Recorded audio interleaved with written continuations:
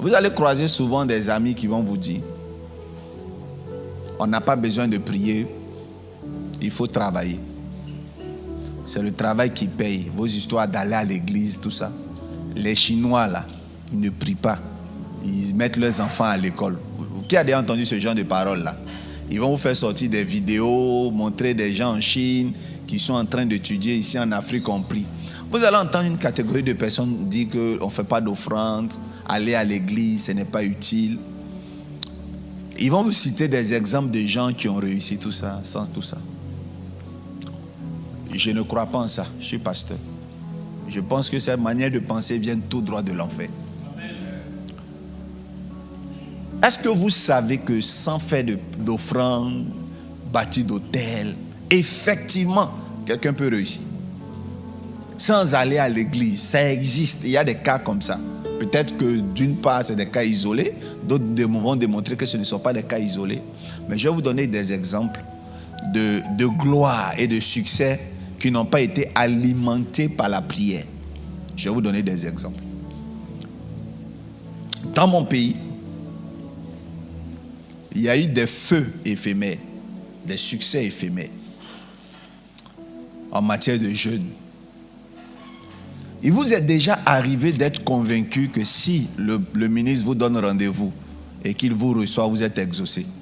Il y a des personnes ici qui ont sollicité des marchés et qui étaient convaincus qu'ici finissaient de rentrer en contact avec le bailleur, tout allait bien. Il y en a même qui ont eu un investissement, qui ont reçu de l'argent et des prêts sur lesquels ils s'étaient appuyés pour déterminer leur avenir. Mais bien aimé, il y a des histoires qui nous ont prouvé que toutes ces choses-là, quand il n'y a pas le spirituel derrière, ça meurt. Est-ce que vous connaissez, si vous êtes ivoirien ou non ivoirien, est-ce que vous connaissez Dougou Tigui? Je viens juste à peine de me laver. Ouais, c'est le robot qui est là. Il y a des savons dans mes oreilles. C'est coincé. Non, franchement, c'est Dieu qui nous bénit tous, jour et nuit. Ouais, t'as dit qu'on est. C'est le robot de Dougou Tigui. T'as dit qu'on est pas, mais c'est... Il avait du savon dans l'oreille, ça l'a rendu célèbre. On va dire, oh, ça c'est la célébrité, il n'y a rien dedans. Il a croisé un ministre. On va dire, oh non, rencontrer un ministre, ça ne veut rien dire. On lui a donné de l'argent. On va dire, oh, l'argent. Il a fait une ferme. Est-ce que quelqu'un ici ne rêverait pas d'avoir cette chance? Est-ce que quelqu'un ne rêverait pas d'avoir cette chance? Si. Je vais vous parler d'un deuxième. C'est un rappeur. Un enfant qui a été célèbre. Très célèbre. Lors des funérailles d'Arafat, on l'a vu un peu courir au stade. Son nom c'est Ramba Junior. Qui a déjà entendu parler de Ramba Junior? Comme on est à l'église, on connaît plus ces gens, Simon, Pierre, Élie. Ici, là, nous, on est spirituel, on ne connaît pas beaucoup. Je demande. Alléluia. Il est dans les rues. Son père a cru au talent de son fils. Son père a vu son fils exploser. Je suis convaincu, parce que comme je suis voyant, je le ressens dans les fréquences de l'enfant, dans les vibrations de l'enfant, je le sens. Il n'a pas fait quelque chose d'extraordinaire. Est-ce que vous m'écoutez? Il n'a pas... J'ai fait un geste. Hein. Il n'a pas... Vous voyez un peu?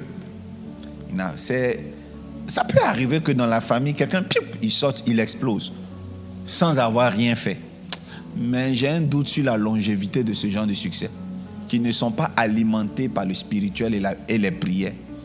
Surtout quand c'est quelqu'un qui est spirituel, qui supporte l'émergent qui n'est pas spirituel. Vous savez, il peut même avoir eu du succès peut-être à cause de son producteur, qui lui peut-être est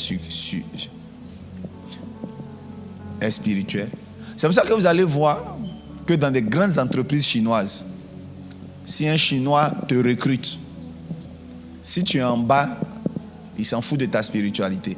Mais si tu dois monter à des postes de CEO, si tu n'es pas dans le Tsi, dans le Tai Chi, dans le YouTube, si tu n'es pas dans le bouddhisme, vous êtes avec moi?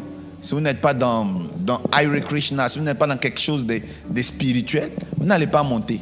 C'est-à-dire, à ce niveau-là, votre succès ne dépend plus de vos diplômes, mais de ce qu'ils sentent en vous.